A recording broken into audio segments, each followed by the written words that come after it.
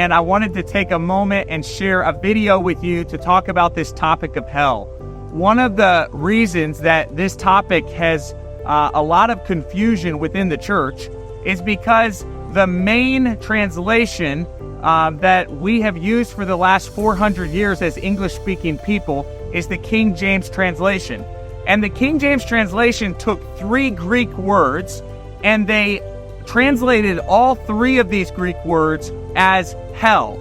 Our modern translations have done a better job of using different words for each Greek word, but for 400 years, every time we come across one of these Greek words, we in our English Bibles just read the word hell. And so I want to take a moment and simply share with you each one of these Greek words and do a little explanation of how the people back during the Bible days would have understood these words. So we have Gehenna, we have Hades, and we have Tartarus. And then at the very end of this video, I'll talk about the lake of fire. So first of all, let's talk about Gehenna. Gehenna is a word that only 2 people in the New Testament use, Jesus and his stepbrother James. And Jesus uses it quite often. If you remember the hyperbolic speech that Jesus gave where he said, if you men are struggling with lust, it'd be better for you to pluck your eyeball out than for your entire body to be thrown into Gehenna. Well, this Greek word Gehenna in Hebrew was Ben Hinnom, and it actually referred to a valley. We find this valley in the book of Jeremiah, where the Israelites, the people of God, have been sacrificing their babies to the god Molech. And God steps in through the prophet Jeremiah and says, this is outrageous, this is enough, God has had enough, and you will pay for this egregious atrocity, murdering babies. And God said the way that you're going to pay for it is that Israel will be destroyed. And of course, we know this happened in 70 AD when God allowed the Roman Empire to come into Jerusalem, burn the temple to the ground, and destroy Jerusalem. And so Jesus is in the middle of these 2 events, from the book of Jeremiah to 70 AD when the temple is destroyed. And Jesus is using this word Gehenna, and his followers knew exactly where that was. And sure enough, God allows the Israelites in Jerusalem to be destroyed, and those who are saved are those who are followers of Jesus, and they escape into the mountains. And Jesus talks about this in his famous Olivet Discourse, and those who belong to Jesus escape this tribulation in 70 AD. So that's the word Gehenna. We'll take some time to unpack this a little more on a podcast later. Now let's talk about this word Hades.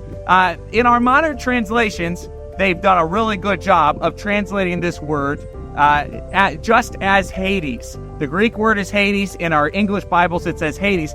But in the King James translation, the Greek word Hades was translated as hell. And I wasn't around 400 years ago to ask them why they did that, but Hades is the Greek equivalent to the Hebrew word Sheol.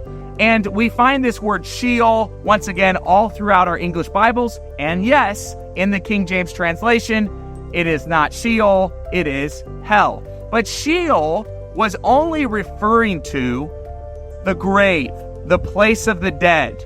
And in ancient mythology, there was an actual underworld, and it was controlled by the god Baal, or in Hebrew, Baal. But we'll talk about that later in a podcast. Here's the simple point I want to make. The Greek word Hades is only referring to the grave. And so the author John, when he writes the book of Revelation, and he says that Jesus holds the keys to death and Hades, that means Jesus is going to unlock the underworld, and the gates of Hades will not prevail against Jesus and his church, and all of those who have died will rise again through Jesus. So we have this word Gehenna, we have this word Hades, and then I'm just going to take 1 second and talk about this word Tartarus. Peter is writing in his second letter, 2 Peter, and he references Tartarus once again In all of our English translation, this is translated hell, but actually what Peter is doing is he's referencing a Greek myth that all of his audience would have understood, and this was the place where the Titans in Greek mythology were held, and so they're being held, and Peter comes in and he uses this common Greek myth to talk about what God is doing to the angels. And really, the whole passage is warning the church, you're not exempt from God's judgment. Just like those in Jeremiah's day, just like those in Jesus' day, and now those after Jesus in Peter's day, you're not exempt from God's judgment.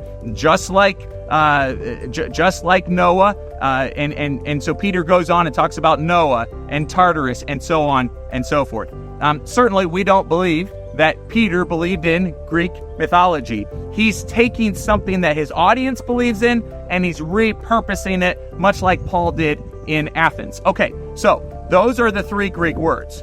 Gehenna, then we have Hades, and then we have Tartarus. And then let me take one more minute and talk about the lake of fire. Now, we find the lake of fire in the book of Revelation. Ironically, what's thrown into the lake of fire is death and Hades. It's sometimes translated death and hell. So we have death and hell being thrown into the lake of fire. I think it's best, though, if we understand the lake of fire through the lens of Daniel chapter 7. And in Daniel chapter 7, Daniel has this vision, and he sees the Ancient of Days on the throne in heaven, and there's a river, keyword, river of fire flowing from his mouth. Now, where do all rivers flow into? They flow into lakes. So I think it's best for us to understand the lake of fire in the book of Revelation as the finality of God's judgment. This is where all death is eliminated, all evil is eliminated, and there will be no more night. There will be no more sickness. There will be no more pain. He will wipe every tear from their eyes, and we will live forever with Jesus. All right, I hope that was helpful.